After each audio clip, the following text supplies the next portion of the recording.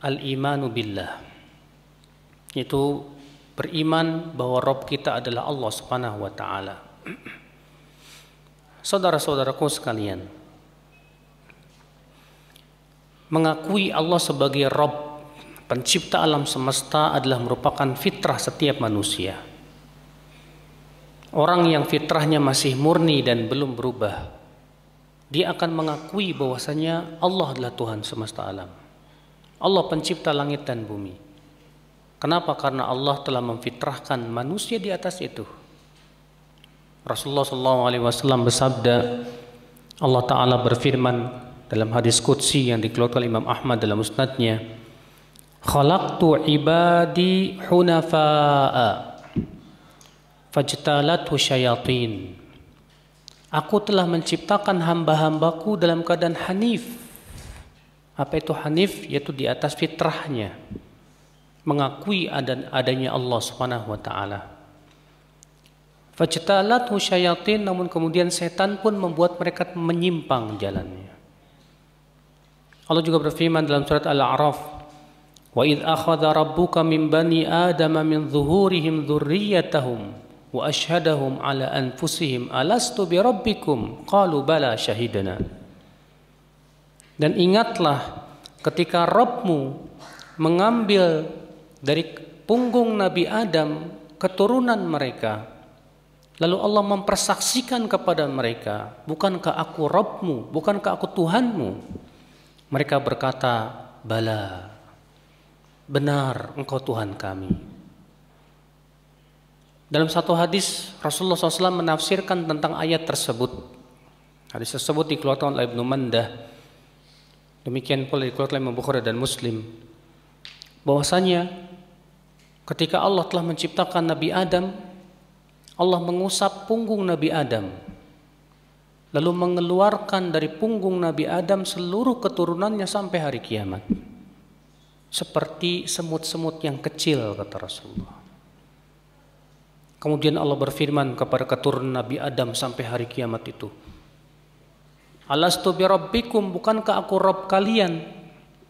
Maka mereka berkata semuanya, bala, syahidna. Berarti ya akhwal Islam, manusia difitrahkan oleh Allah untuk mengakui adanya Allah. Oleh karena itulah ya para ulama menyebutkan bahwa itulah yang dimaksud oleh firman Allah, fitratallahi allati fataran nasa 'alaiha. Itulah fitrah manusia yang Allah fitrahkan manusia di atasnya. Setiap manusia pasti fitrahnya mempertuhankan, Pak. Ada jiwa mempertuhankan. Jika ia tidak mempertuhankan Allah, pasti mempertuhankan selain Allah Subhanahu wa taala. Oleh karena itulah ya akhwal Islam, azani Allah wa iyyakum, yang mengakui bahwasanya Allah pencipta langit dan bumi, pemberi rezeki, itu sebetulnya diyakini oleh fitrah-fitrah manusia. Oleh karena itulah orang-orang musyrikin Arab yang mereka menyembah patung, ya Lata, Uzza, Manat, ya Hubal, ketika ditanya siapa yang menciptakan langit dan bumi, mereka menjawab apa? Allah. Allah berfirman dalam surat Luqman ayat 25, wala in sa'altahum man khalaqas samawati wal arda la yaqulunna Allah. Jika kamu bertanya kepada mereka siapa yang menciptakan langit dan bumi, mereka menjawab apa? Allah. Bahkan orang-orang musyrikin Quraisy itu ketika ditimpa gelombang besar di saat mereka berlayar di lautan, ternyata mereka hanya berdoa kepada Allah saja. Allah berfirman, wa idza raqibu fil fulki da'allaha mukhlishina lahuddin. Apabila mereka berlayar di lautan lalu ditimpa gelombang yang besar, da'allaha mukhlishina lahuddin, maka mereka hanya berdoa kepada Allah dengan mengikhlaskan doa itu hanya kepada Allah saja. Falamma najjahum ilal barri, ketika Allah selamatkan mereka ke daratan, apa yang terjadi? Idahum yusyrikun, tiba-tiba mereka berbuat apa? Syirik. Ya. Nah, jadi fitrah manusia itu mengakui akan adanya Allah Subhanahu wa taala. Tapi dikecualikan darinya mereka-mereka yang fitrahnya dirusak oleh setan, diberikan syubhat sehingga akhirnya dia ragu akan adanya Allah Subhanahu wa taala. Oleh karena itulah dalam riwayat Muslim Rasulullah SAW bersabda, "Ya'ti syaitanu ila ahadikum." Setan akan datang kepada salah seorang dari kalian, fayaqul, lalu setan akan bertanya, "Man khalaqa kada? Man khalaqa kada?" Siapa yang menciptakan langit? Siapa yang menciptakan bumi? Allah. Lalu kemudian setan berkata, "Faman khalaqallah?" Siapa yang menciptakan Allah? Kata Rasulullah, apabila telah sampai situ, falyantahi, segera berhenti. Ya, hendaklah ia berta'awudz, ia berlindung kepada Allah, a'udzubillahi minasyaitonirrajim, dan mengucapkan amantu billah. Dalam satu ayat yang lain dibaca surat Al-Ikhlas, qul huwallahu ahad, Allahus samad, lam yalid wa lam yulad wa lam yakul lahu kufuwan ahad. Saudara-saudaraku sekalian, ikhwatul Islam azani Allah wa iyyakum. Oleh karena itulah ya akhwat Islam, pengakuan adanya Allah itu karena itu fitrah manusia. Maka dakwah para rasul rata-rata bukan kepada tauhid rububiyah. Akan tetapi dakwah para nabi dan rasul rata-rata kepada tauhid uluhiyah. Ikhwatul Islam, saudara-saudaraku sekalian. Nah ini ya, jadi pengakuan adanya Allah dan bahwasanya Allah pencipta langit dan bumi adalah merupakan fitrah manusia. Namun ya, fitrah pengakuan Allah Subhanahu wa taala ini Pak harus dikuatkan lagi dengan hal-hal yang lainnya. Dengan apa? Yaitu dengan semakin mengenal Allah Subhanahu wa taala. Semakin kita harus mengenal Allah Subhanahu wa taala. Sebab kalau kita tidak mengenal Allah Subhanahu wa taala, hanya sebatas mengandalkan fitrah kita saja, barangkali fitrah kita lama-lama akan melenceng. Keimanan kita, keyakinan kita kepada Allah lama-lama akan semakin berkurang. Saudara-saudaraku sekalian, ikhwatul Islam azani Allah wa iyyakum.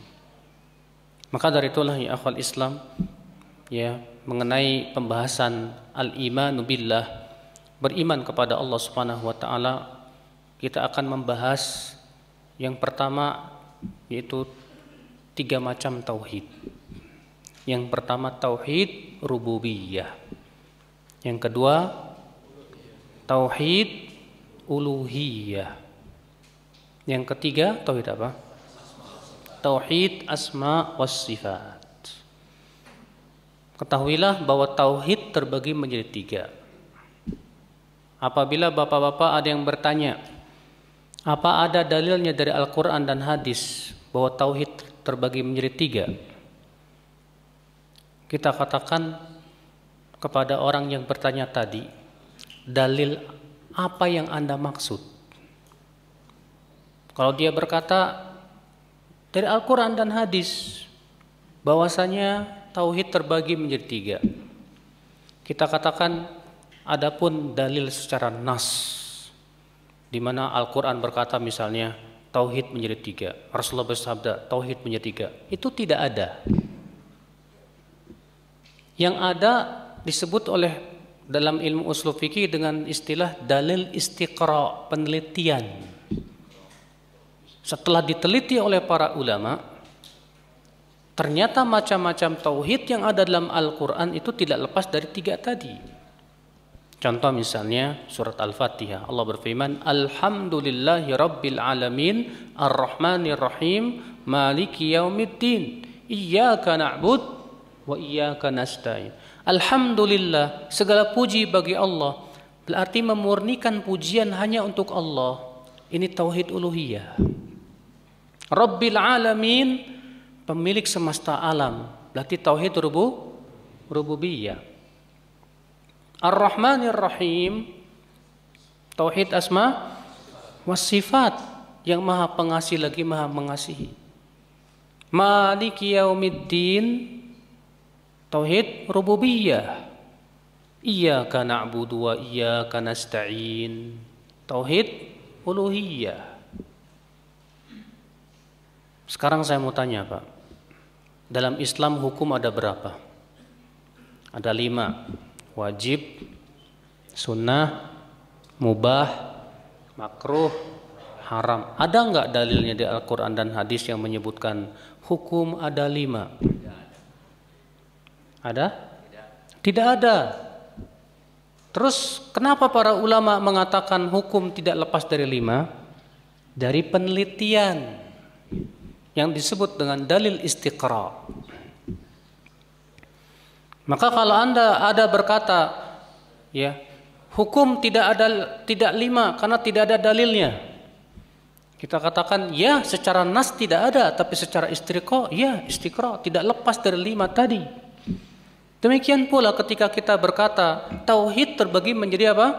3. Secara nas tidak ada, tapi secara istiqra ada. Fahami itu baik-baik saudaraku sekalian. Karena sebagian orang yang menolak pembagian 3 tauhid ini, ya, membantah dengan menyatakan katanya tidak ada dalilnya dari Al-Quran dan hadis Nabi Sallallahu Alaihi Wasallam. Itu akibat daripada mereka tidak pernah belajar ilmu usul fikih. Padahal dalam usul fikih ada disebut dengan dalil istiqra. Ikhwatul Islam, saudara-saudaraku sekalian. Yang pertama yaitu tauhidur rububiyah. Apa itu hakikat tauhid rububiyah? Yaitu mentauhidkan Allah di dalam perbuatan-perbuatan Allah Subhanahu wa taala. Apa contohnya perbuatan Allah, Pak? Menciptakan, apalagi memberi rezeki, apalagi menghidupkan, mematikan, memberikan manfaat dan mudarat. Ini tauhidur rububiyah. Mengatur alam semesta. Maka wajib kita yakini pencipta langit dan bumi hanya Allah Subhanahu wa taala. Wajib kita yakini bahwa yang memberikan rezeki hanya Allah Subhanahu wa taala. Ini tauhidur rububiyah. Dalam Al-Qur'an penetapan tentang tauhidur rububiyah dalam ayat-ayat yang banyak sekali. Allah berfirman, ya ayyuhan nasu u'budu rabbakumul ladzi khalaqakum walladzina min qablikum la'allakum tattaqun. Surat apa itu? Al-Baqarah ayat 21.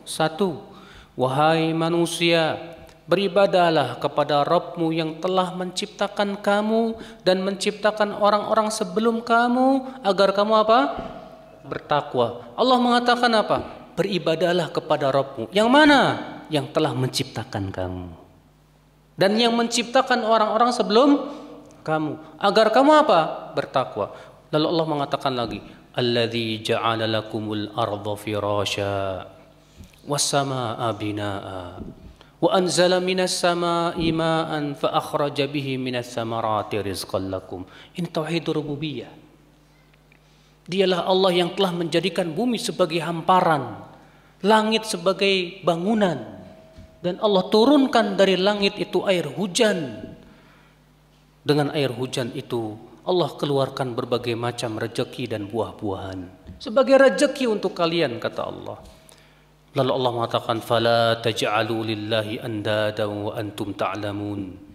Maka jangan sekali-kali kamu menjadikan untuk Allah tandingan dalam keadaan kalian tahu bahwasanya yang menciptakan kamu itu Allah, yang memberikan rezeki kamu siapa? Allah Subhanahu wa taala. Maka ya akal Islam, Allah berhujah dengan apa? Tauhid rububiyah untuk menetapkan tauhid apa? Uluhiyah. Allah Subhanahu wa taala, Pak, menyuruh kita untuk memikirkan tentang penciptaan langit dan bumi. Ya, untuk semakin menambah keimanan kita kepada Allah Jalla wa'ala. Makanya Allah mengatakan apa? Inna fi khalqis samawati wal ardi wa ikhtilafil laili wan nahar la ayatil li ulil albab alladzina yadhkuruna Allaha qiyama wa qu'uda wa ala junubihim wa yatafakkaruna fi khalqis samawati wal ard. Sesungguhnya dalam penciptaan langit dan bumi, pergantian siang dan malam, terdapat tanda-tanda kebesaran Allah bagi orang yang punya pikiran, kata Allah. Siapa itu? Yaitu orang yang senantiasa mengingat Allah di saat ia berdiri, di saat ia duduk, di saat ia berbaring, dan ia memikirkan tentang penciptaan langit dan bumi. Hasilnya apa, Pak? Ia berucap, Rabbana ma khalaqta hadza batila. Wahai Rabb kami, tidaklah engkau ciptakan semua ini sia-sia. Karena orang yang memikirkan ciptaan Allah akan tampak kepada dia hikmah-hikmah yang agung dari penciptaannya. Hikmah-hikmah yang luar biasa. Ternyata semua ciptaan Allah pasti ada manfaatnya. Allah tidak menciptakan sia-sia. Ini tauhidur rububiyah, Pak. Ya. Kemudian berkata Rabbana ma khalaqta hadza batilan subhanak. Ini konsekuensinya. Ketika kita meyakini Allah yang menciptakan langit dan bumi dan bahwasannya Allah tidak mungkin menciptakan langit dan bumi sia-sia, maka konsekuensinya kita katakan apa? Subhanak, maha suci engkau ya Allah. Berarti kita sucikan Allah dari kekurangan. Lalu kita berkata faqina adzabannar, maka peliharalah kami dari azab api neraka. Konsekuensi yang besar dan agung. Kalau kita yakin Allah ya yang menciptakan kita, berarti kita wajib mempercayai akan berita yang Allah beritakan kepada kita tentang surga dan neraka. Ikhwata Islam azani Allah wa iyyakum. Berapa banyak ayat yang menganjurkan kita menggunakan akal pikiran kita, Pak. Mengajak akal pikiran kita untuk memikirkan tentang hakikat penciptaan langit dan bumi, untuk menunjukkan siapa pencipta itu semuanya. Allah berfirman di dalam surat At-Tur, am khuliqu min ghairi syai'in am humul khaliqun am khalaqus samawati wal ard bal la yuqinun. Allah mengatakan am khuliqu, apakah mereka diciptakan min ghairi syai'in, tanpa sesuatu, am humul khaliqun, atau mereka yang menciptakan dirinya sendiri. Allah Subhanahu wa taala mengajak kita berpikir, apakah kalian diciptakan dengan tanpa sesuatu, artinya tiba-tiba jadi? Mungkin. Ada enggak tiba-tiba jadi? Enggak mungkin. Jadi sendiri gitu? Enggak mungkin. Atau kalian yang menciptakan diri kalian sendiri? Enggak mungkin juga. Kita merasa enggak, Pak, yang menciptakan diri saya ya saya? Tidak. Siapa manusia yang punya keyakinan seperti itu? Dan tidak mungkin juga manusia tiba-tiba jadi tanpa ibu dan ayah, kecuali Nabi Adam yang telah Allah ciptakan dengan kalimat kun. Ikhwatul Islam azani Allah ya. Dua kemungkinan ini dua-duanya tidak mungkin. Am khuliqu min ghairi syai'in am humul khaliqun. Apakah mereka diciptakan dengan tanpa sesuatu, tiba-tiba jadi tanpa ada yang menciptakan, atau mereka yang menciptakan dirinya sendiri? Dua-duanya tidak mungkin. Berarti kemungkinan hanya yang ketiga, bahwa mereka diciptakan. Maka Allah mengatakan am khalaqus samawati wal ard, ataukah mereka yang menciptakan langit dan bumi? Bal la yuqinun, justru mereka sendiri tidak yakin itu. Jubair bin Mut'im sebagaimana dalam riwayat Muslim, ketika mendengar ayat ini berkata apa? Kada qalbi an yatir. Hampir-hampir jantungku copot mendengarnya. Karena ini hujah akal yang tidak bisa ditolak oleh manusia sepintar apapun juga, Pak. Akan penetapan adanya pencipta alam semesta. Siapa dia? Allah Jalla wa'ala. Makanya akal Islam, ini tauhidur rububiyah. Menetapkan bahwasanya rububiyah hanya milik Allah Subhanahu wa taala. Allah satu-satunya pencipta, Allah satu-satunya pemberi rezeki, Allah satu-satunya yang menghidupkan dan mematikan. Maka kita tauhidkan Allah dalam perbuatan-perbuatan Allah Subhanahu wa taala. Nah, ini namanya tauhid apa, Pak? Rububiyah. Tapi apakah tauhid rububiyah saja cukup? Jawab, tidak cukup. Tauhidur rububiyah saja tidak cukup apabila tidak disertai dengan tauhid uluhiyah. Sekarang Anda yakin, saya yakin yang menciptakan langit dan bumi Allah. Tapi kemudian Anda mempersekutukan Allah. Maka saya katakan keyakinan Anda bahwa Allah pencipta langit dan bumi, ya, tidak ada manfaatnya di sisi Allah Subhanahu wa taala. Karena Anda telah mempersekutukan Allah dengan selain Allah Subhanahu wa taala. Allah tidak ridha dirinya disekutukan. Innallaha la yaghfiru an yushraka bih. Sesungguhnya Allah tidak mengampuni dosa apa? Syirik. Bahkan Allah Subhanahu wa taala mengancam siapapun yang wafat di atas kesyirikan, Allah haramkan ia masuk surga. Allah berfirman, "Innahu man yusyrik billah faqad harramallahu alaihil jannah." Sesungguhnya siapa yang mempersekutukan Allah, sungguh Allah haramkan surga atas dia. Gak mungkin dia masuk surga. Siapapun yang wafat di atas syirik tak akan mungkin masuk ke dalam surga. Bahkan Allah akan batalkan amalan-amalannya.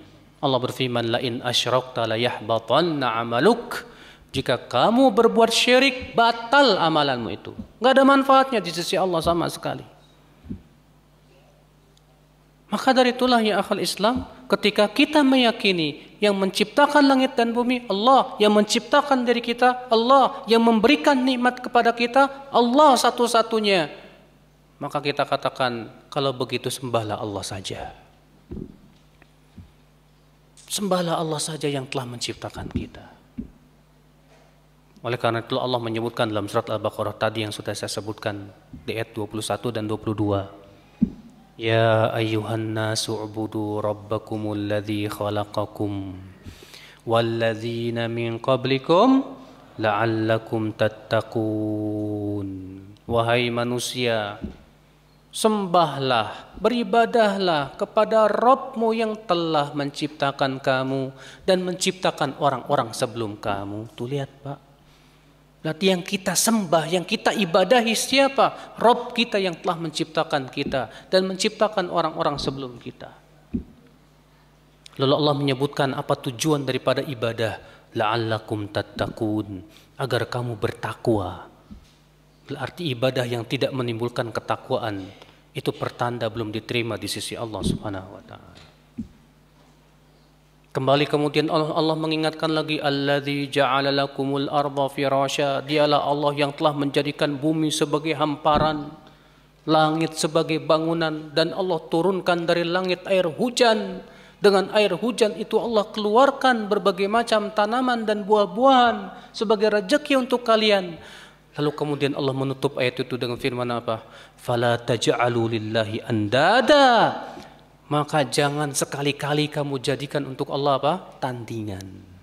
Jangan sekali-kali kamu jadikan untuk Allah tandingan. Wa antum ta'lamun. Padahal kamu tahu bahwa yang menciptakan kamu Allah, yang memberikan rezeki kamu Allah, yang menurunkan hujan kamu Allah. Kamu sendiri butuh kepada Allah, dan yang kamu sembah selain Allah butuh kepada Allah. Ya akhal Islam azani Allah wa iyyakum. Oleh karena itulah ya akhi, inilah yang didakwahkan oleh para nabi dan rasul kepada tauhidul uluhiyah. Allah berfirman, walaqad ba'atsna fi kulli ummatir rasula an i'budullah wajtanibut taghut. Sungguh kami telah mengutus pada setiap umat itu rasul. Apa yang mereka seru? An i'budullah, hendaklah kalian beribadah hanya kepada Allah. Wajtanibut taghut, tinggalkan taghut. Apa itu taghut? Yaitu semua yang disembah selain Allah Subhanahu wa taala. Semua yang diibadahi selain Allah, maka itulah taghut. Allah juga berfirman, "Wa ma arsalna mir rasulin illa nuhi ilaihi annahu la ilaha illa ana fa'budun." Tidaklah kami utus seorang rasul pun juga kecuali kami wahyukan kepadanya bahwa tidak ada ilah yang berhak disembah kecuali Dia. Maka beribadahlah kepadaku saja. Saudara-saudaraku sekalian, semua nabi dan rasul, rasul yang pertama itu Nabi Nuh, sampai rasul terakhir yaitu Nabi Muhammad SAW, semua berdakwah kepada ini, Pak. Allah berfirman dalam surat Al-A'raf, Laqad arsalna Nuhan ila qaumi faqala ya qaumi ibudullah ma lakum min ilahin ghairuh. Sungguh kami telah mengutus Nuh kepada kaumnya. Lalu kaum Nuh berkata, wahai kaumku, beribadahlah kepada Allah saja. Tidak ada yang berhak kalian sembahi kecuali Dia saja. Wa ila 'adin akhahum Huda qala ya qaumi ibudullah ma lakum min ilahin ghairu. Dan kepada Ad, nabi mereka Hud, apa kata Hud? Ya qaumi ibudullah, wahai kaumku, sembahlah Allah saja. Ma lakum min ilahin ghairu, tidak ada ilah yang berhak disembah kecuali Dia saja. Wa ila Thamud akhahum Salihah, dan kepada Samud, nabi mereka siapa? Saleh. Apa kata Nabi Saleh? Ya qaumi ibudullah, wahai kaumku, beribadahlah kepada Allah saja. Semua nabi dan rasul sampai Nabi Muhammad sallallahu alaihi wasallam, semua yang mereka dakwahkan yang pertama kali adalah supaya kita hanya beribadah kepada Allah saja. Karena itulah hak Allah yang paling besar, hak Allah yang paling agung. Makanya Bapak sekalian, tauhidur rububiyah belum cukup memasukkan seorang ke dalam Islam sampai ia merealisasikan tauhid apa? Uluhiyah. Dengan tauhid uluhiyah itulah terpilah mana yang muslim, mana yang kafir. Dengan tauhid uluhiyah terpilih siapa yang berhak masuk surga dan siapa yang masuk neraka. Tauhidul uluhiyah itu Pak yang menjadi penentu terbesar. Maka dari itulah ya akhwal Islam, tidak mungkin kita masuk surga tanpa tauhidul uluhiyah ini. Tanpa kita mentauhidkan Allah Jalla wa Ala dalam ibadah kepada Allah Subhanahu wa taala. Akhwal Islam, oleh karena itulah ya akhi, banyak sekali keutamaan-keutamaan daripada tauhidul uluhiyah ini. Bahwa orang yang merealisasikan tauhid, di mana ia tidak mencampuri tauhidnya dengan kesyirikan, maka Allah berikan kepada mereka berbagai macam keistimewaan. Allah berfirman dalam surat Al-An'am, alladzina amanu wa lam yalbisu imanahum bidzulmin ulaika lahumul amnu wa hum muhtadun. Alladzina amanu, orang-orang yang beriman, walam yalbisu imanahum bidzulmin, dan mereka tidak mencampuri iman mereka dengan kezoliman. Ulaika lahumul amnu, mereka akan mendapatkan keamanan. Wa hum muhtadun, dan mereka mendapatkan hidayah. Ayat ini Pak tadinya dipahami oleh para sahabat secara umum, sehingga para sahabat merasa berat sekali menghadapi ayat ini. Sebagaimana disebutkan dalam riwayat Muslim, ketika turun ayat ini, para sahabat datang kepada Rasulullah dan berkata, wahai Rasulullah, telah diturunkan firman Allah, alladzina amanu wa lam yalbisu imanahum bidzulmin ulaika lahumul amnu wa hum muhtadun. Orang-orang yang beriman dan tidak mencampuri keimanan mereka dengan kezoliman, mereka mendapatkan keamanan dan mereka mendapatkan hidayah. Kalau untuk mendapatkan keamanan dan hidayah syaratnya kita tidak berbuat zolim, fa ayyuna lam yadlim nafsah. Kata para sahabat, wahai Rasulullah, siapa di antara kami yang tidak pernah menzolimi dirinya sendiri? Berat sekali ayat ini ya Rasulullah. Apa kata Rasulullah? Sesungguhnya zolim yang dimaksud dalam ayat itu syirik. Bukankah Allah berfirman, inna syirka la zulmun azim. Sesungguhnya syirik itu kezaliman yang apa? Yang agung. Berarti Pak, orang yang tidak mencampuri iman itu dengan kesyirikan, Allah berikan dua perkara. Apa itu? Keamanan. Keamanan di mana? Di dunia dan akhirat. Di dunia, orang yang tidak mempersekutukan Allah, aman ia dari azab Allah Subhanahu wa taala. Karena sumber malapetaka itu Pak syirik. Sumber kebinasaan itu syirik. Sedangkan sumber keamanan itu tauhidullah jalla wa ala. Oleh karena itu Allah berfirman juga dalam surat Al-A'raf, "Walau anna ahlal qura amanu wattaqau lafatahna 'alaihim barakatim minas sama'i wal ard walakin kadzdzabu fa akhadnahum bima kanu yaksibun." Kalaulah penduduk suatu negeri itu beriman dan bertakwa, maksudnya mentauhidkan Allah Subhanahu wa taala, kami akan bukakan keberkahan dari langit dan bumi. Akan tetapi sayang, mereka mendustakan ayat-ayat Allah. Maka kami siksa mereka disebabkan oleh dosa-dosa mereka.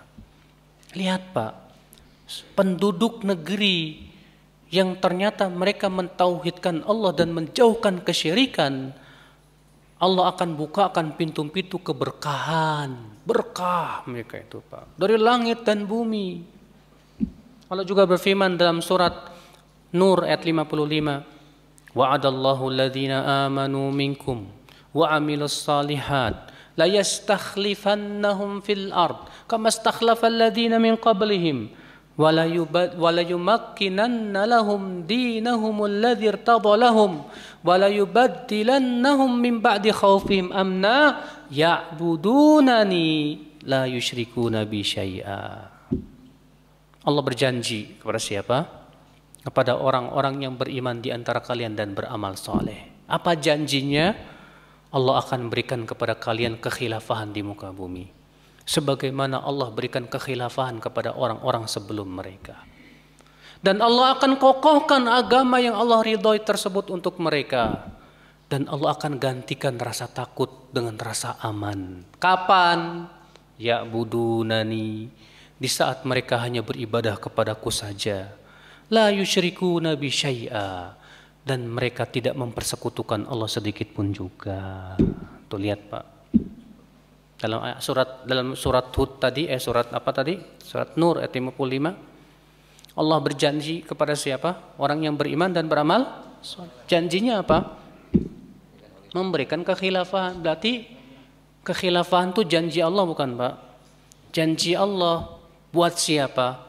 Buat orang yang beriman dan beramal soleh. Tapi syaratnya apa? Yaitu hanya beribadah kepada Allah dan menjauhkan apa?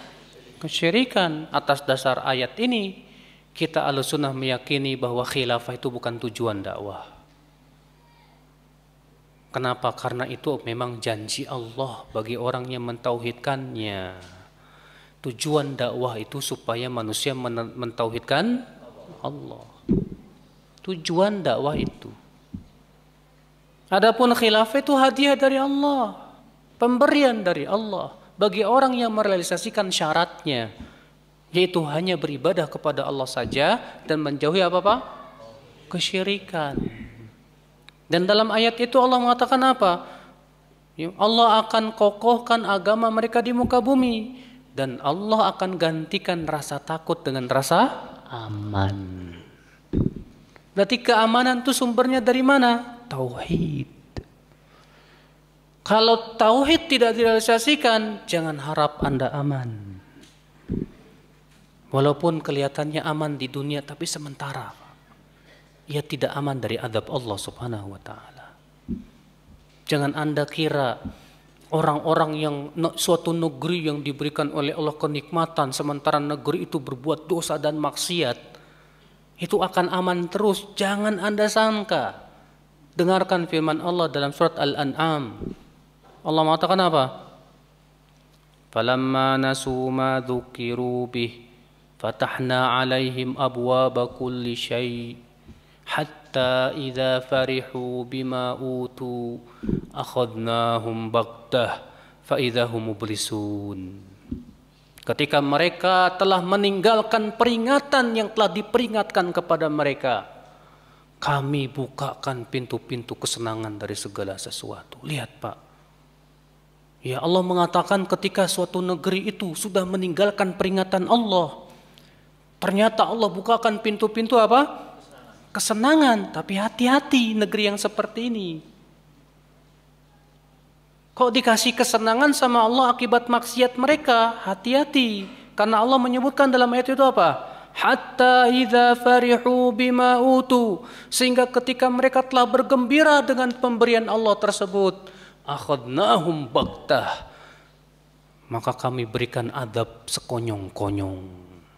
Fa idzahum mublisun, maka mereka pun berdiam diri, berputus asa. Beda dengan negeri yang diberikan nikmat karena iman dan takwa, maka Allah berikan keberkahan kepada mereka. Kalau negeri yang diberikan oleh Allah kenikmatan karena maksiat mereka, itu hakikatnya istidraj, sedang diulur oleh Allah. Mengerikan saudara-saudaraku sekalian, ikhwatul Islam, azani Allah wa iyyakum. Makanya kalau antum melihat di negeri-negeri barat, di negeri kafir sana, terkadang kita lihat Masya Allah Pak, aman, sentosa, Masya Allah, nikmat banyak, tapi maksiat mengerikan. Jangan tertipu. Allah mengatakan la yaghurrannaka taqallubul ladzina kafaru fil bilad mata'un qalilun thumma ma'wahum jahannam.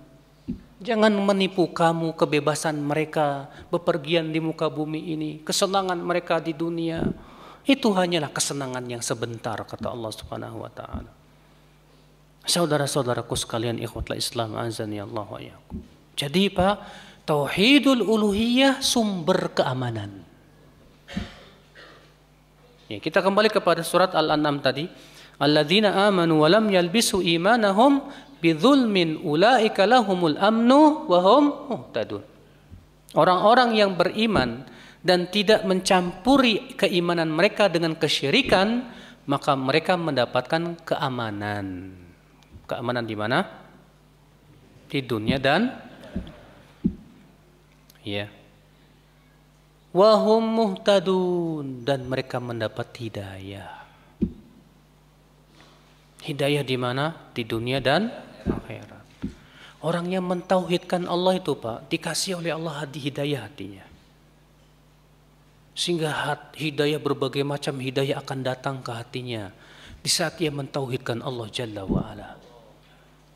Di saat ia berdoa hanya kepada Allah, tawakal hanya kepada Allah, dia jauhkan berbagai macam kesyirikan, dia sucikan Allah dari berbagai macam kekurangan, maka Allah berikan hidayah di dunia dengan cara dikokohkan ia di atas agamanya. Di akhirat diberikan hidayah dengan cara apa? Hidayah ke surga. Makanya penduduk surga berkata, alhamdulillahilladzi hadana lihada wa ma kunna linahtadiya laula an hadanallah. Segala puji bagi Allah yang memberikan kami hidayah ke surga ini. Ya. Kenapa? Tauhid itu syarat utama. Karena orang yang berbuat syirik jangan harap bisa masuk ke dalam surga. Dalam riwayat Bukhari dalam sahihnya, di hari kiamat nanti Allah akan berfirman kepada seluruh manusia di padang mahsyar itu, lihat ba'kullu wahidin ma kana ya'budu fid dunya. Hendaklah setiap orang mengikuti apa yang ia sembah dahulu di dunia. Yang menyembah matahari ikut matahari, yang menyembah batu ikut batu, yang menyembah pohon ikut pohon, yang menyembah nabi, para nabi berlepas diri, yang menyembah wali, para wali menyembah berlepas diri. Kata Rasulullah, fayabqal mu'minun, tersisalah kaum mukminin. Ya, lalu kemudian Allah mendatangi mereka dengan bentuk yang tidak dikenal oleh mereka, kata Rasulullah. Lalu Allah berfirman kepada kaum mukminin, antum hahuna wan nasu qad dhahabu, kalian masih di sini sementara orang-orang sudah pergi. Faman tantadhirun, siapa yang kalian tunggu? Apa kata kaum mukminin? Nantadhiru rabbana, kami menunggu Rabb kami. Kemudian Allah berfirman, karena Allah memperlihatkan kepada mereka dengan bentuk yang tidak dikenal. Allah berfirman, ana rabbukum, aku Tuhan kalian. Apa kata kaum mukminin? Ma'adallah an nusyrika billahi syai'a. Kami berlindung kepada Allah untuk mempersekutukan Allah sedikit pun juga. Ternyata ini yang tersisa adalah orang-orang yang hanya menyembah Allah saja. Saudara-saudaraku sekalian, bahkan tidak mungkin kita mendapatkan syafaat tanpa tauhidul uluhiyah ini, Pak. Karena syafaat Rasulullah dan syafaat kaum mukminin hanya untuk orang yang wafat dalam keadaan dia mentauhidkan Allah, tidak mempersekutukan Allah. Ya, sebagaimana Al-Mundhiri menyebutkan dalam kitab Imam As-Suyuti menyebutkan dalam kitab At-Targhib wa Tarhib dan disahihkan oleh Syekh Al-Albani rahimahullah, Rasulullah SAW bersabda, "Ukhtirtu baina an yudkhala nisfu ummatil jannah wa baina syafa'ah." Aku diberikan pilihan oleh Allah antara dua perkara. Antara separuh umatku masuk surga atau aku diberikan syafaat. Fakhtartu syafa'ah, kata Rasulullah. Maka aku memilih syafaat. Kenapa Rasulullah memilih syafaat? Karena dengan syafaat akan lebih banyak lagi umat Islam yang masuk surga. Kemudian Rasulullah bersabda apa? Wahiyya liman mata la yusyrik billahi syai'a. Dan syafaatku itu hanyalah untuk orang yang wafat dalam keadaan tidak mempersekutukan Allah sedikit pun juga. Berarti syarat mutlak untuk mendapatkan syafaat Rasul apa? Wafat dalam keadaan mentauhidkan Allah dan menjauhkan apa? Syirik. Ya. Dan dalam riwayat Bukhari itu juga Pak, ketika Rasulullah menggambarkan, menceritakan kepada kita bahwa nanti kaum mukminin akan melewati jembatan yang terbentang di atas api neraka, Sirat namanya. Ketika mereka telah berhasil melewati jembatan Sirat, mereka datang kepada Allah. Lalu mereka berkata, Ya Rabb, Ya Rabbana, ikhwanuna alladhina kanu yusalluna ma'ana wa yasumuna ma'ana. Ya Rabb kami, teman-teman kami yang dahulu di dunia sholat bersama kami, berpuasa bersama kami, mereka sekarang di neraka. Terus mereka minta kepada Allah. Lalu Allah berfirman kepada kaum mukminin, idhabu ilan nar wa akhriju minan nar man qala la ilaha illallah. Kata Rasul, kata Allah apa? Silakan kalian pergi ke neraka. Keluarkan oleh kalian orang-orang yang kalian kenal yang mengucapkan la ilaha illallah. Silakan kalian keluarkan dari api neraka. Oh, Masya Allah. Berarti untuk mendapatkan syafaat syaratnya apa? Tauhidul uluhiyah. Tidak mempersekutukan Allah sedikit pun juga. Maka saudara-saudaraku sekalian, ikhwatul Islam, azani Allah wa iyyakum. Bahkan tauhidul uluhiyah itu Pak, orang yang mentauhidkan Allah dan tidak mempersekutukan Allah itu, apabila tauhidnya sempurna, Masya Allah, itu bisa menggugurkan seluruh dosa-dosa dia, sebanyak apapun juga. Sebagaimana Al-Imam At-Tirmidzi meriwayatkan, ya, dan Al-Imam At-Tirmidzi berkata hadis ini hasan. Allah Ta'ala berfirman, yang disebut dengan hadis qudsi, Ya ibna Adam, innaka law ataitani biqurabil ardi khataya thumma laqitani la tusyrik bi syai'a la ataituka biqurabihal maghfirah. Wahai anak Adam, sesungguhnya jika kamu datang kepadaku membawa dosa sepenuh bumi, kemudian kamu meninggal dalam keadaan kamu tidak mempersekutukan aku sedikit pun juga, aku akan datang kepadamu membawa ampunan sepenuh bumi juga. Bayangkan. Tapi syaratnya satu, wafat di atas tauhid. Ya. Dalam riwayat Ibnu Majah, dalam sunannya, Rasulullah SAW sabda, yusahu birajulin yaumal qiyamah amamal khalaiq. Nanti akan dipanggil seorang laki-laki di hari kiamat di depan seluruh makhluk, Pak. Fayu'radu lahu tis'atun wa tis'una sijillan. Kemudian akan ditampakkan kepadanya 99 catatan. Kullu sijillin maddal basar. Setiap catatannya sejauh mata memandang isinya dosa. Bayangkan, isinya dosa. 99 catatan. Setiap catatan isinya apa? Dosa.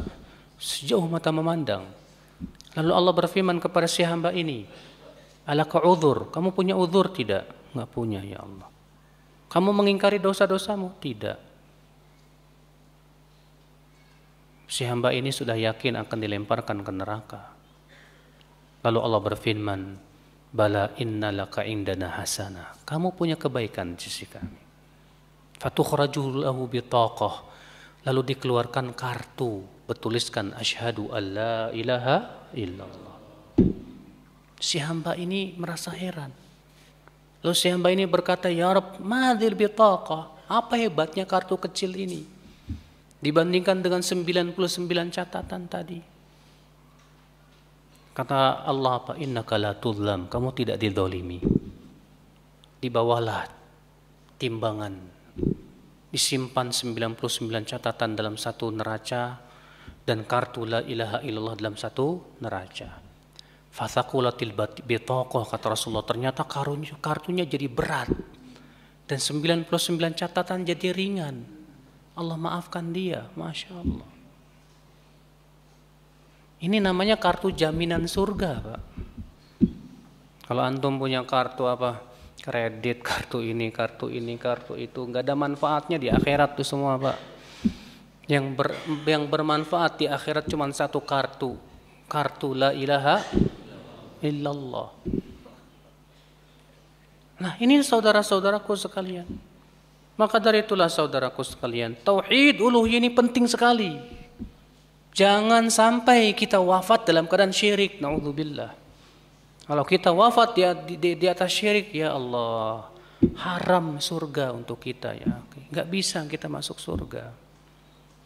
Ikhwatul iman, azani Allah wa iyyakum. Jadi inilah tauhidul uluhiyah. Apa itu tauhidul uluhiyah? Yaitu mentauhidkan Allah dalam perbuatan hamba-hambanya. Apa itu tauhid uluhiyah? Mentauhidkan Allah dalam perbuatan hamba-hambanya. Perbuatan kita apa itu maksudnya? Ibadah. Ya. Artinya memurnikan ibadah hanya kepada siapa? Allah. Sekarang pertanyaannya apa itu ibadah? Ibadah itu kata Syekhul Islam Taimiyah, ismun jami'un likulli ma yuhibbuhu Allah wa yardah min al-aqwali wal af'ali adh-dhahirah wal batinah. Ibadah itu adalah nama yang mencakup semua yang Allah cintai dan ridhai. Perhatikan baik-baik definisi ibadah ini, Pak. Yaitu segala sesuatu yang dicintai oleh Allah dan diridhai. Sekarang saya mau tanya, dari mana kita tahu sesuatu perbuatan itu dicintai oleh Allah? Dari mana? Dari akal pikiran kita? Gak mungkin. Mau tidak mau pasti berasal dari wahyu Allah yang Allah wahyukan kepada Rasulnya. Berarti untuk mengetahui suatu amal itu diridhai oleh Allah dan dicintai harus berdasarkan wahyu, dalil. Berarti itu menunjukkan kita tidak boleh beribadah kalau tidak ada dalilnya. Sampai ada dalil yang memerintahkannya. Maka dari itu ya akhwal Islam azani Allah wa yakum, ibadah itu harus berdasarkan dalil yang jelas dari Allah dan Rasulnya. Ya, kita kembali lagi. Jadi ibadah itu apa tadi, Pak? Nama yang mencakup seluruh apa yang Allah cintai dan berupa apa? Ucapan atau perbuatan yang tampak maupun yang tersembunyi. Yang tampak yang terlihat oleh mata, yang tersembunyi yang tidak terlihat oleh mata, itu perbuatan hati. Berarti ibadah itu, Pak, ada ibadah hati, ada ibadah anggota badan. Ibadah hati contohnya apa? Niat, apalagi ikhlas, apalagi takut, apalagi berharap, apalagi cinta, apalagi benci, apalagi tawakal. Ini semua ibadah agung sekali, Pak. Cinta, ketika kita mencintai Allah melebihi segala sesuatu, ini ibadah luar biasa agung sekali di sisi Allah Subhanahu wa taala. Ya. Takut, ketika kita hanya takut kepada Allah melebihi takut kita kepada segala sesuatu. Kita hanya takut kepada Allah Subhanahu wa taala saja. Akan memberikan ketegaran dalam hidup, Pak. Ketika kita menggantungkan pengharapan dan pengharapan kita yang terbesar adalah ridho Allah semata, bukan ridho manusia, kita menjadi orang yang tegar dalam hidup kita, Pak. Ketika kita menjadi hamba yang senantiasa bertawakal kepada Allah, kita sandarkan hati kita kepada Allah, sambil kita berusaha, kita akan menjadi hamba yang tak mudah putus asa, Pak. Karena kita yakin bahwa Rob kita Maha Kuat, Maha Kuasa atas segala sesuatu, sehingga hati kita selalu serahkan kepada Allah Subhanahu wa taala. Ini ibadah hati, Pak.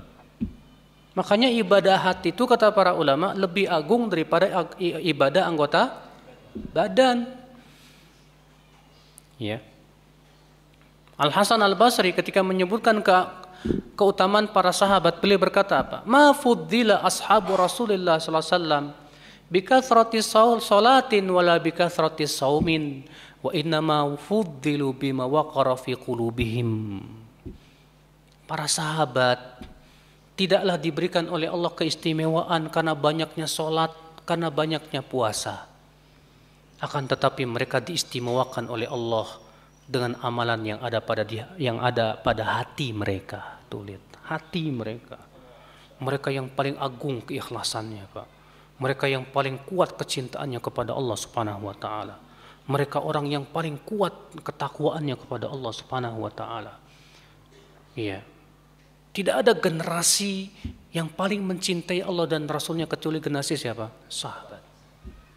Tidak ada generasi yang betul-betul mereka itu ya akhwal Islam azan ya Allah tawakalnya begitu kuat dan agung kecuali generasi para sahabat Rasulullah sallallahu alaihi wasallam. Hati mereka yang paling bening sekali, Pak. Hati mereka yang paling baik.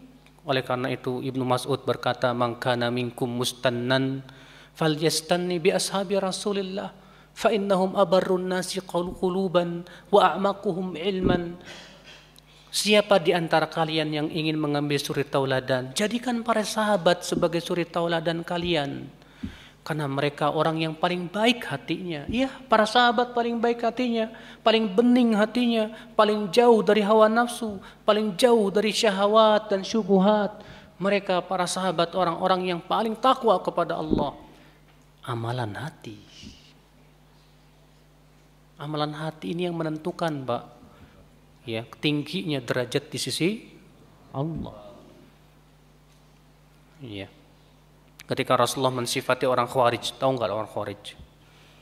Kata Rasulullah apa? Tahqiruna salatakum bi salatihim wa siyamakum bi siyamihim. Rasulullah bersabda kepada para sahabatnya tentang orang-orang Khawarij yang akan muncul nanti. Apa kata Rasulullah mengenai sifat orang Khawarij itu, Pak? Kalian wahai para sahabatku akan terasa remeh solat kalian dibandingkan dengan solat mereka.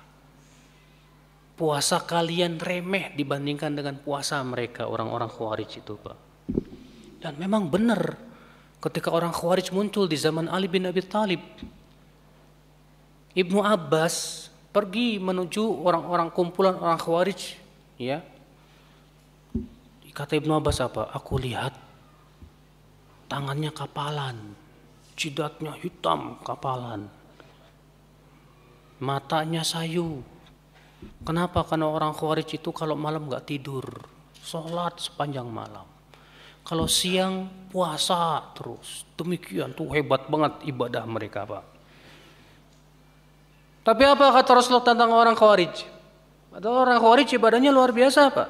Sampai-sampai Rasulullah mengatakan ibadahnya sahabat kecil dibandingkan dengan ibadah Khawarij. Apa kata Rasulullah tentang orang Khawarij? Yamrukuna minad din. Mereka melesat dari agama. Kama yamruku sahmu minar ramiyah. Sebagaimana apa? Panah yang melesat dari buruannya. Kenapa? Karena orang Khawarij itu disebut oleh para ulama dengan ahlul hawa, pengikut hawa nafsu. Walaupun ibadah mereka luar biasa, tapi mereka beragama sesuai dengan hawa nafsunya. Mereka tafsirkan Al-Quran dan hadis sesuai dengan hawa nafsunya, keinginan mereka saja, akal mereka saja. Sementara para sahabat mereka beribadah dengan apa? Dalil dan hujah.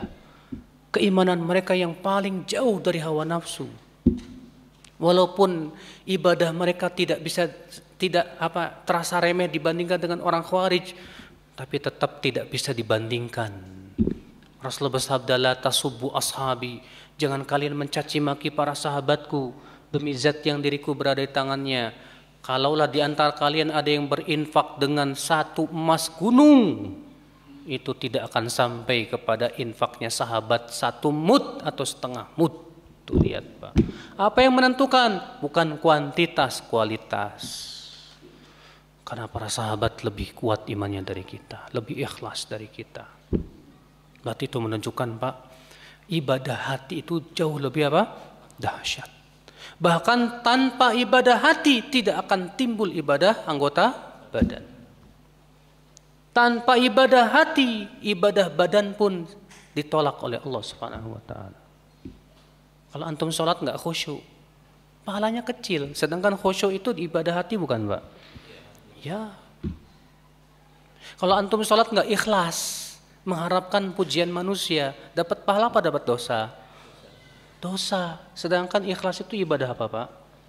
Ibadah hati. Ya. Kalau antum sholat, harapan terbesar antum supaya dapat dunia. Ya. Kamu sholat, apa harapan terbesar kamu? Ya, biar rezeki saya lancar. Karena Allahnya berapa persen? Ya 20%. Dapat pahala apa dosa apa? Dosa.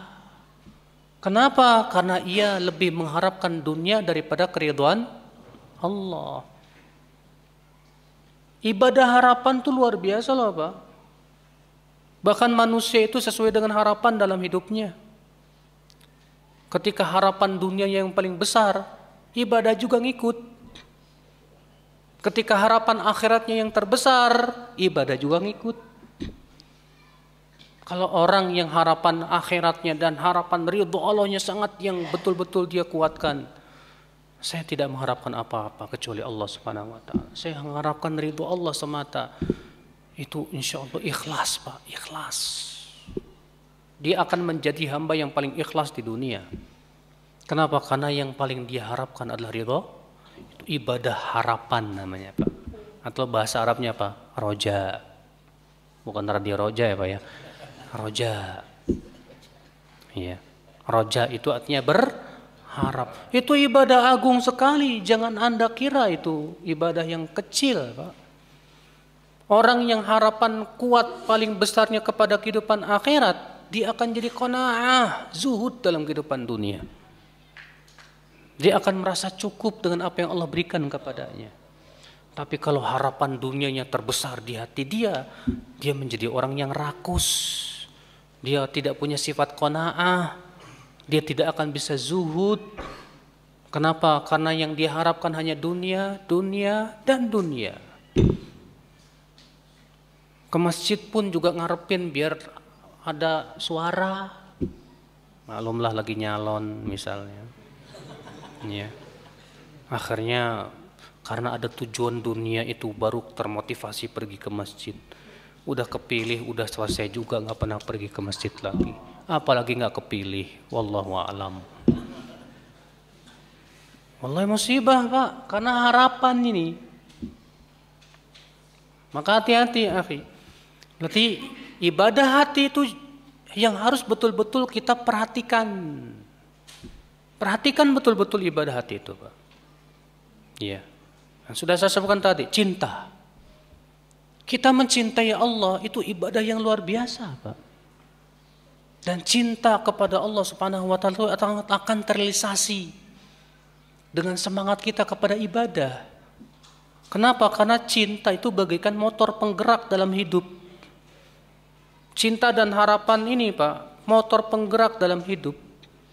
Antum mau kawin karena antum ada rasa cinta dan ada harapan, iya kan? Antum semangat cari duit karena ada rasa cinta kepada duit kan? Karena ada cinta itulah antum akan berharap pengen dapat duit. Cinta itu motor kita dalam hidup. Semakin seseorang cinta kedudukan, mengejarnya pun semakin kuat. Semakin seseorang cinta duit, mengejar uangnya pun akan kuat. Bahkan terkadang tidak peduli lagi halal atau haramnya. Yang penting dapat apa? Fulus. Maka orang yang mencintai Allah akan terlihat. Dia akan semangat dalam beramal saleh. Ketika mendengar azan, dia langsung semangat, hatinya ingin pergi ke masjid, ingin segera bermunajat kepada Allah. Karena apa? Cinta. Beda dengan orang cuma ngomong, saya cinta Allah kok. Tapi pas mau pergi ke masjid berat. Ngomongnya, lisannya berkata, saya cinta Allah kok. Tapi ketika dipanggil kepada Allah dan Rasulnya berat. Tapi kalau dipanggil kepada kesenangan kehidupan dunia baru semangat. Bagaimana ya akhwal Islam kita akan bisa mencintai Allah Subhanahu wa taala? Ibadah cinta kepada Allah luar biasa, Pak. Demikian pula ibadah takut kepada Allah. Orang yang sangat takut kepada Allah. Di saat dia sendirian, tidak ada orang yang melihatnya, dia tetap takut kepada Allah Subhanahu wa taala. Iya, terkadang ada orang kan takut sama Allah pas dilihat orang aja, Pak. Dilihat orang kelihatan takwa, Masya Allah. Pas sendirian jadi orang yang brengsek, yang gak ada takwanya kepada Allah, gak takut sama Allah sama sekali. Maka orang seperti ini khawatirnya dibatalkan amalannya. Sebagaimana disebutkan dalam menurut Abu Daud, Rasulullah SAW sabda, nanti di hari kiamat akan ada orang yang datang membawa pahala sebesar-besar gunung Tihamah. Lalu kemudian Allah hancur leburkan pahalanya. Lalu kemudian ditanya, wahai Rasulullah, siapa mereka? Kata Rasulullah, mereka itu suatu kaum seperti kalian yang mengambil malam seperti kalian. Walakinnahum idza khalau bimaharimillah intahakuha. Akan tetapi mereka itu apabila bersendirian dengan keharaman Allah, mereka berani melanggarnya. Artinya takwanya mereka pas di depan orang saja. Pas ketika sendirian nggak ada takwa lagi, nggak ada takut sama Allah sama sekali. Nah, ini musibahnya akhwat Islam. Maka ibadah rasa takut ini luar biasa loh, Pak. Orang yang benar-benar takut kepada Allah akan terlihat dari matanya, berusaha menundukkan pandangan di saat dia melihat sesuatu yang diharamkan. Orang yang takut kepada Allah nggak berani makan riba, nggak berani makan yang diharamkan. Bahkan dia akan hati-hati. Makanan saya halal apa haram? Selalu dia tanya kepada para ulama. Kalau tahu ini haram dia tinggalkan. Itu orang takut kepada Allah Subhanahu wa taala. Orang yang takut kepada Allah akan terlihat, Pak, dari cara bicaranya. Ia tidak ingin mengucapkan apa yang diharamkan oleh Allah. Beda dengan orang yang kurang takutnya kepada Allah. Mudah gibah orang, mudah nyakitin orang, mudah ngebully orang. Ya, berdusta bagi dia sesuatu yang manis di lisannya. Ini orang tidak takut kepada Allah Subhanahu wa taala. Ibadah takut itu luar biasa sekali, Pak. Iya. Takut bukan hanya sebatas menangis dia, ya. Bukan. Takut itu bukan di mata. Bukan air mata yang berlinang sebelaka, tapi hakikat takut itu adalah di saat kita takut untuk melaksanakan maksiat kepada Allah. Di saat kita takut untuk melanggar ya perintah-perintah Allah Subhanahu wa taala. Makanya subhanallah, Pak, ya. Orang yang paling takut kepada Allah pasti orang yang paling paling selamat dari maksiat.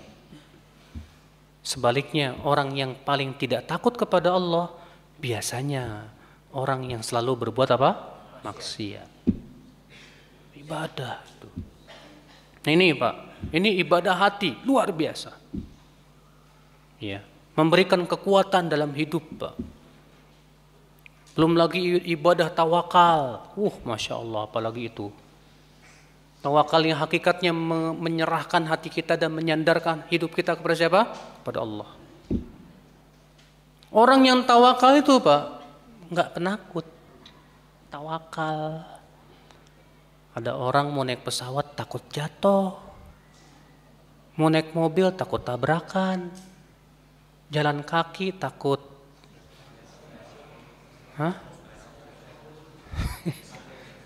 Iya. Mau bisnis takut bangkrut. Nah, kalau takut semua kayak gitu, itu namanya orang yang kurang tawakal sama tawakal bismillah, tawakal ala Allah. Yakin, serahkan semuanya kepada Allah. Ya. Karena kematian sudah Allah takdirkan. Semua musibah sudah Allah takdirkan. Kalau kamu berkata, saya nggak mau naik pesawat takut jatuh. Ternyata kamu naik mobil, tahu-tahu ketiban pesawat, mati-mati juga. Mati-mati juga kamu. Tahu-tahu masuk ke dalam jurang, mati juga. Kalau Allah sudah takdirkan mati yang mati. Gak melihat naik pesawat, mau naik mobil, kayak apa kayak. Ya, tapi orang yang tawakalnya kepada Allah kuat, Pak, tenang, tentram dia. Tawakal tu ala Allah. Aku tawakal kepada Allah Subhanahu wa taala. Itu ibadah agung loh, Pak. Itu ibadah yang luar biasa dahsyat itu. Itu ibadah hati. Ya. Ibadah lisan, ibadah anggota badan ya seperti sholat, zakat, puasa, haji, berjihad, berinfak, ya, silaturahim, berkata jujur dan yang lainnya. Namun ingat, ibadah anggota badan ini semua karena mengikuti ibadah hati. Semua mengikuti ibadah hati. Nah, saudaraku, semua jenis ibadah ini hanya untuk siapa? Allah. Inilah yang disebut dengan tauhid uluhiyah.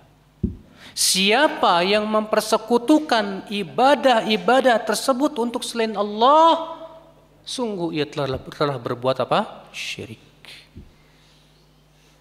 Ada orang memberikan persembahan ya untuk laut, bikin sesajen buat Nyi Roro Kidul. Ada orang bikin persembahan untuk penjaga gunung, untuk yang lainnya. Wallah ini syirik besar, Pak. Ya. Karena ia memalingkan ibadah kepada selain apa? Selain Allah Subhanahu wa taala. Kemarin saya waktu ke Palu ada yang bertanya begini, Ustadz, ya, terjadinya gempa di Palu itu kan tidak ada hubungannya dengan namoni. Saya tanya, namoni apa, Pak? Ya persembahan. Caranya mempersembahkan kambing ke laut. Mempersembahkan kambing ke laut. Itu justru ibadah yang mereka persembahkan kepada laut. Berarti itu sama saja mempersekutukan Allah, dan itu bukan syirik kecil, syirik besar. Orang-orang yang bikin sesajen mengira Allah butuh makan dan minum. Allah nggak butuh makan, nggak butuh minum. Allah berfirman, wa ma khalaqtul jinna wal insa illa liya'budun ma uridu minhum min rizqin wa ma uridu ay yut'imun innallaha huwar razzaqu dzul quwwatil matin. Tidaklah aku ciptakan dan jin dan manusia kecuali agar mereka beribadah kepadaku saja. Aku tidak mengharapkan mereka memberiku makan, tidak pula memberikan rezeki. Justru Allah yang memberikan apa? Rezeki kepada mereka. Saudara-saudaraku sekalian. Maka dari itulah ya akhi, siapa yang ingin masuk surga wajib belajar tentang ini. Siapapun di antara kita yang ingin masuk surga wajib pahami tentang warna-warni syirik. Karena syirik sekecil apapun itu syirik tetap jauh lebih besar daripada dosa besar. Karena syirikan dibagi oleh para ulama menjadi apa? Dua. Syirik besar dan syirik apa? Kecil. Apa bedanya syirik besar dengan syirik kecil, Pak? Ada 3 perbedaan. Syirik besar membatalkan seluruh amal. Syirik kecil hanya membatalkan amal yang terkena syirik kecil itu saja. Yang kedua, syirik besar menjadikan pelakunya kekal di neraka jika ia wafat di atasnya. Sedangkan syirik kecil itu tidak membuat kekal. Syirik besar mengeluarkan pelakunya dari Islam. Sedangkan syirik kecil tidak. Secara umum begitu. Nah, saudara-saudaraku sekalian. Ya. Pahami syirik. Siapa yang tidak paham syirik, saya khawatir dia jatuh kepada syirik.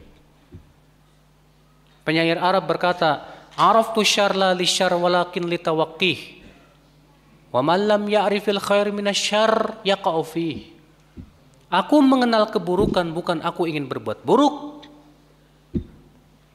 akan tetapi untuk menghindari keburukan.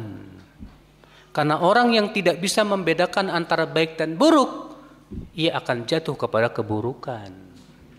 Kalau kita sudah belajar tauhid, wajib belajar macam-macam syirik. Karena orang yang tidak paham tentang syirik, saya khawatir ia jatuh kepada kesyirikan. Berapa banyak kesyirikan di muka bumi ini, Pak? Mereka yang menyembah selain Allah. Dan berapa banyak kesyirikan yang tidak difahami oleh kaum muslimin itu sendiri. Ada orang Islam tapi jimatnya gede banget, Pak.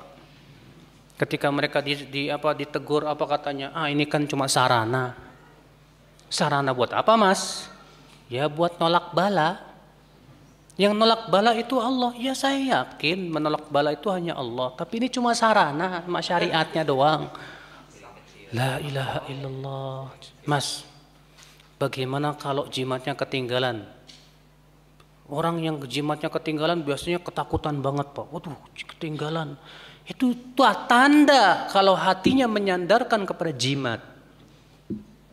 Berarti dia sudah memalingkan ibadah tawakal kepada selain Allah. Syirik besar itu bukan syirik kecil. Iya. Ada orang yang beli ayam putih atau ayam hitam biar bisa dapat ilmu kanuragan. Menyembelih itu ibadah, Pak. Maka siapa yang menyembelih untuk selain Allah musyrik. Rasulullah sabda la'anallahu man dzabaha li ghairillah. Semoga Allah melaknat orang yang menyembelih untuk selain Allah Subhanahu wa taala. Berapa banyak kesyirikan ya akhwal Islam. Terkadang di desa-desa itu kita dapati mereka bikin apa itu? Kain-kain putih katanya, ya sesajen-sesajen dan yang lainnya. Fala haula wala quwata illa billah. Maka pahami ini, Pak. Inilah ya tauhid uluhiyah yang harus betul-betul kita pahami, yang harus kita usahakan supaya kita wafat di atasnya.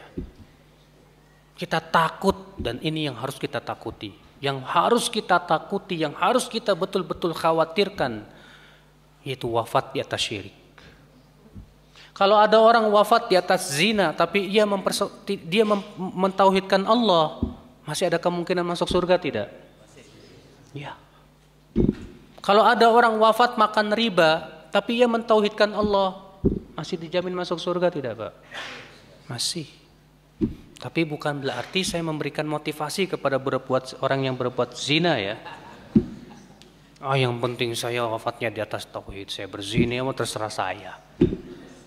Ya akhi, kita katakan kepada orang seperti ini ya, kalau kamu berzina, kamu tidak takut kalau hatimu dijadikan oleh Allah condong kepada syirik?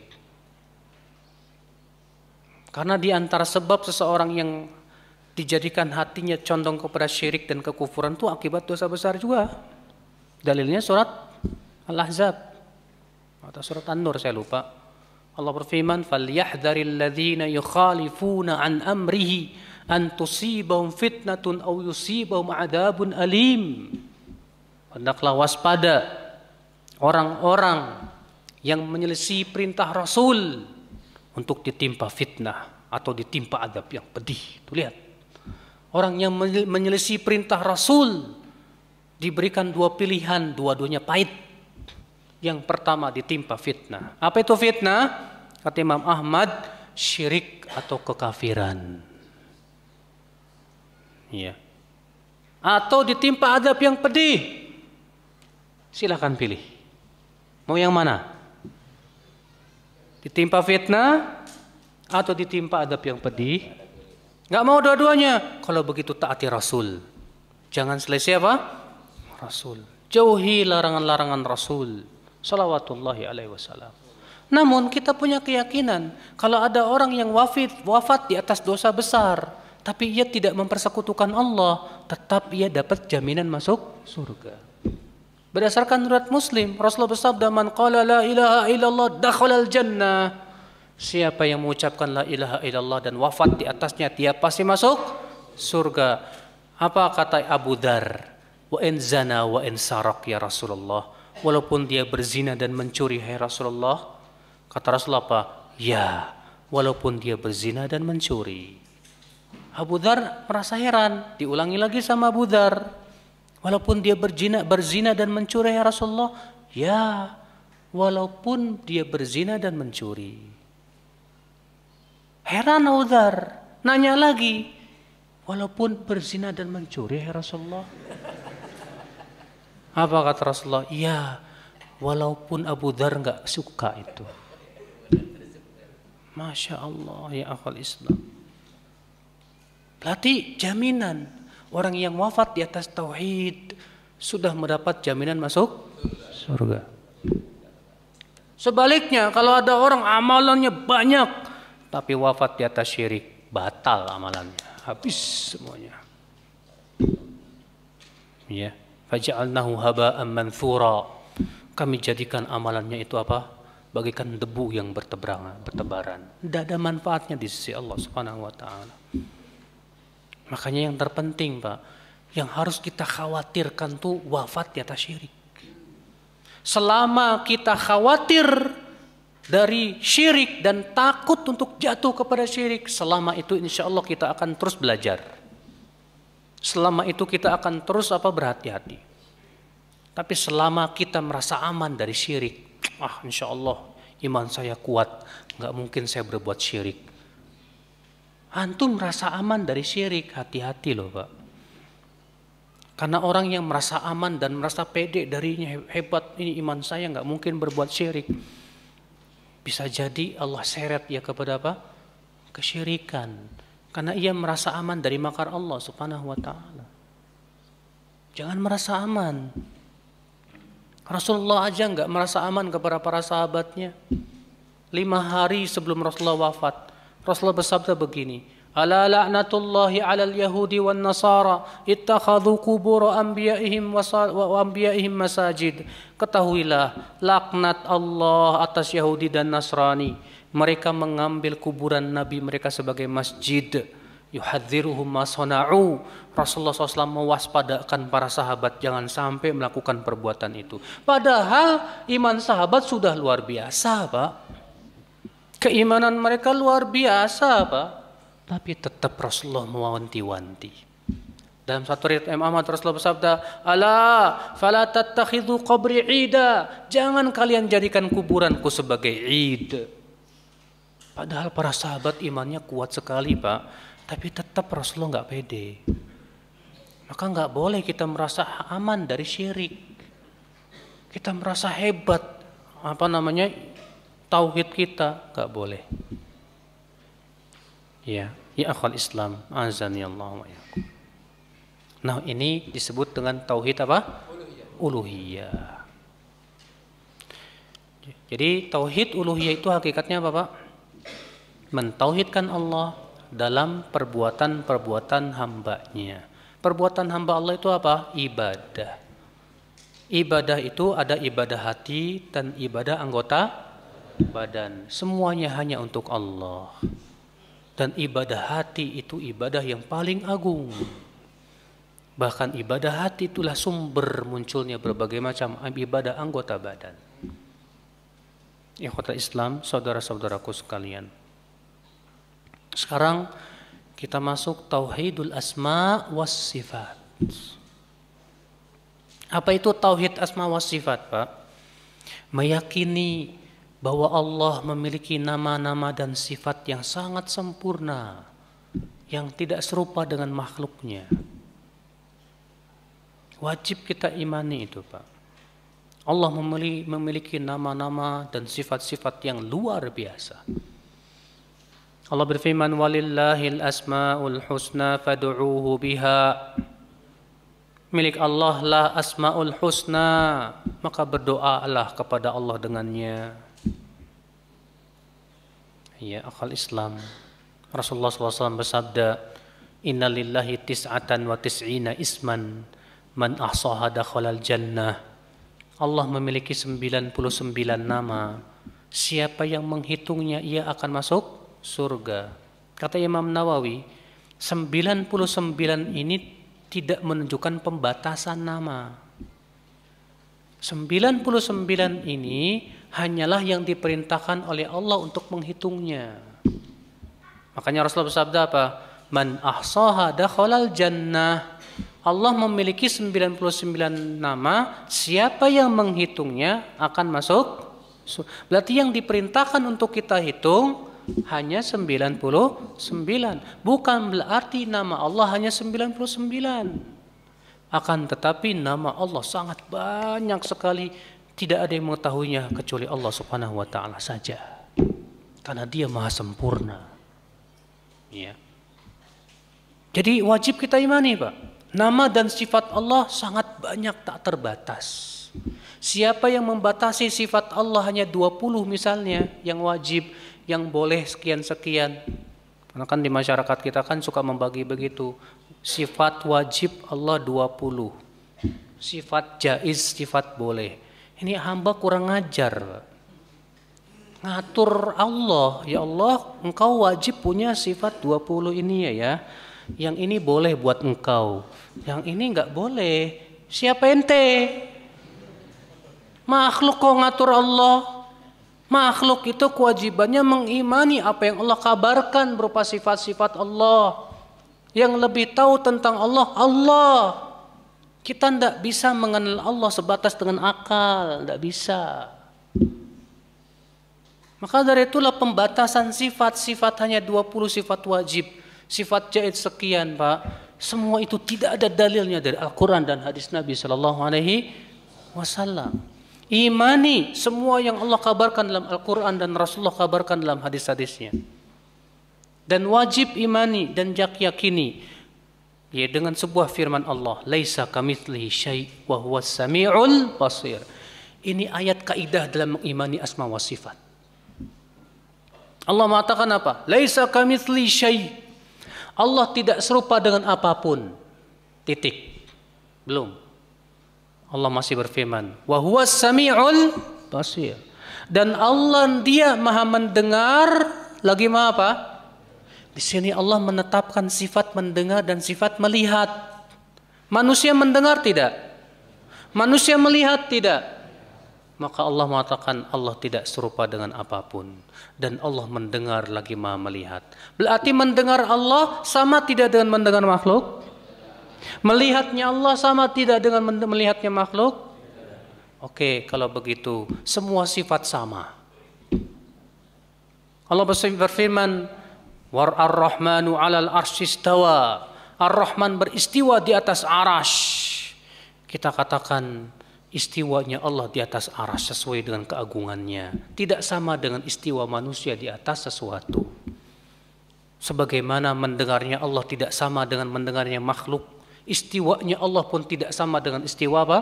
Makhluk. Tidak memberikan konsekuensi Allah butuh tempat sama sekali, tidak. Karena kan orang yang menolak Allah beristiwa di atas arasy, alasannya apa? Kalau Allah beristiwa di atas arasy berarti Allah butuh tempat.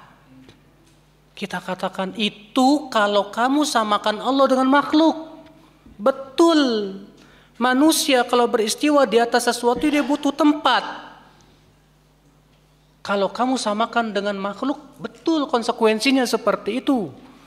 Tapi kalau kita katakan laisa kamitslihi syai', kita katakan istiwa Allah tidak serupa dengan istiwa makhluk dan tidak berkonsekuensi butuh tempat. Saudaraku sekalian, ikhwatul Islam azani Allah. Ketika Rasulullah mengabarkan dalam hadis-hadisnya, Allah tertawa kepada dua orang laki-laki, yang satu membunuh, yang lainnya dua-duanya masuk surga. Allah tertawa, wajib kita imani Allah punya sifat tertawa. Tapi tertawa Allah tidak serupa dengan tertawa apa? Makhluk, hanya Allah yang Maha tahu. Jangan dipikir-pikir pakai otak kita. Antum jangan bayangin Allah tertawa. Kalau antum bayangkan yang terbayang di pikiran antum, orang lagi ketawa. Ada mulut, ada gigi. Karena kita tidak pernah melihat di dunia ini orang tertawa kecuali itu. Jangan dibayangkan karena Allah tidak serupa dengan makhluknya. Disebutkan dalam hadis, Ketika bawah api neraka pada hari kiamat akan berkata kepada Allah, hal mim mazid, ya Allah masihkah ada tambahan? Ya Allah masihkah ada tambahan?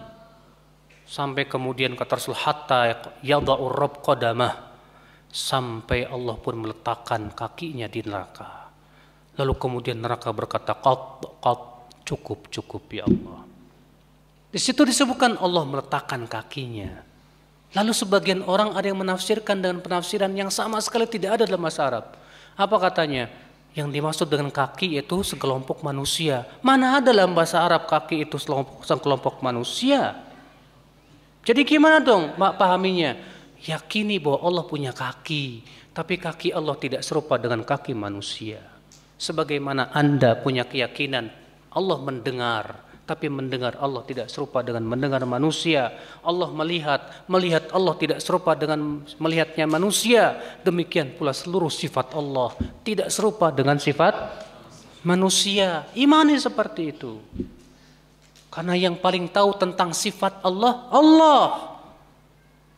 Maka itulah yang akal Islam. Kalau Anda bertanya kepada orang yang menetapkan 20 sifat wajib 20, tanya dalilnya, tidak akan pernah ketemu dalilnya sama sekali. Kecuali alasan bahwa itu katanya yang diterima oleh akal. Sehingga akhirnya mereka menetapkan sifat Allah hanya sebatas dengan akal semata. Fala ilaha illallah. Saudaraku sekalian, mengimani nama dan sifat Allah memberikan kekuatan yang dahsyat dalam hidup itu. Bahkan Pak, ibadah kita semua tak lepas dari nama-nama Allah. Oleh karena itu Ibnu Qayyim mengatakan, mempelajari nama Allah itu adalah merupakan pintu segala macam ilmu pengetahuan.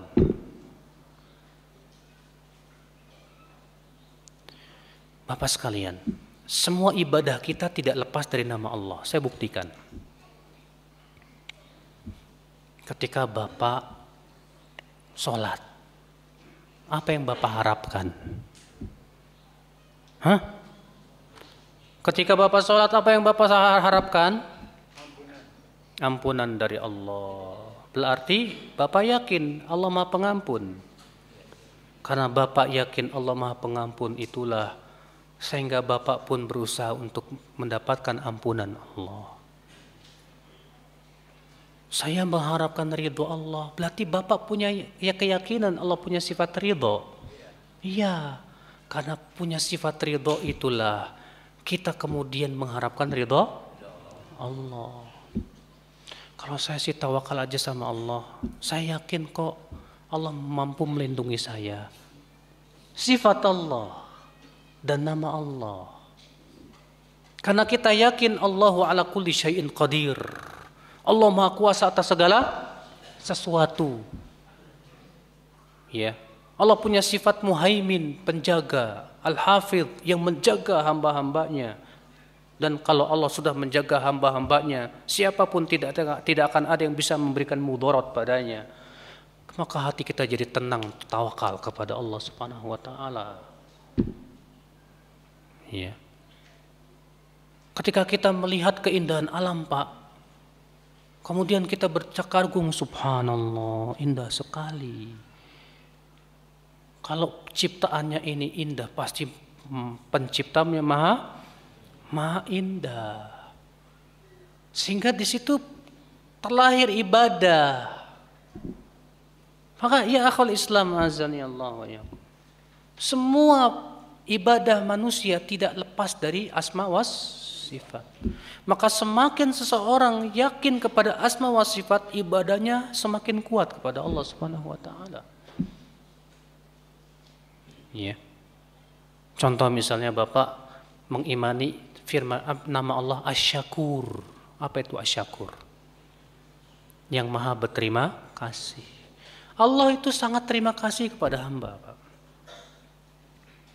Saya mau tanya sama Bapak. Allah butuh enggak sama sholat kita?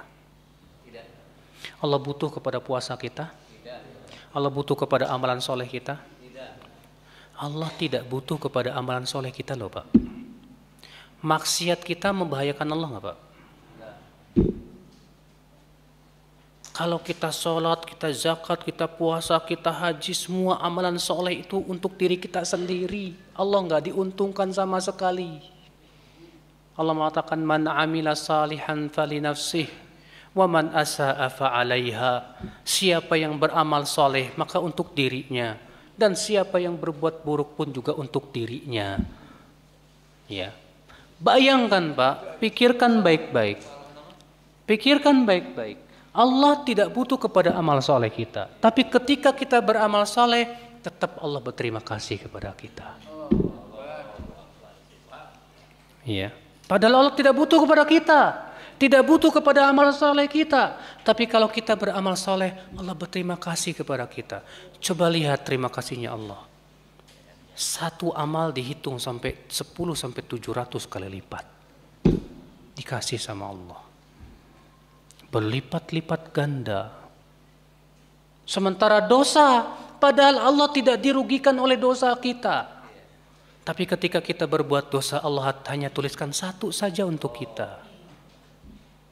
Bukankah itu menunjukkan bahwa Allah punya sifat kasih sayang kepada hambanya? Tapi sayang hamba yang tidak menyayangi dirinya.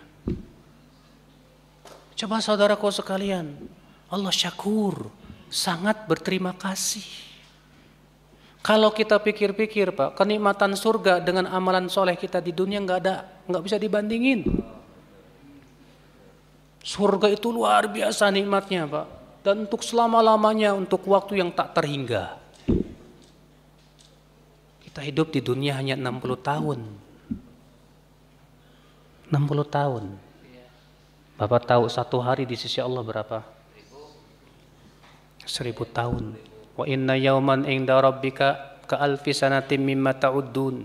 Sesungguhnya satu hari di sisi Rabbmu sama dengan 1000 tahun yang kalian hitung. Satu hari berapa jam? 12 jam. Kalau sehari semalam baru 24 jam.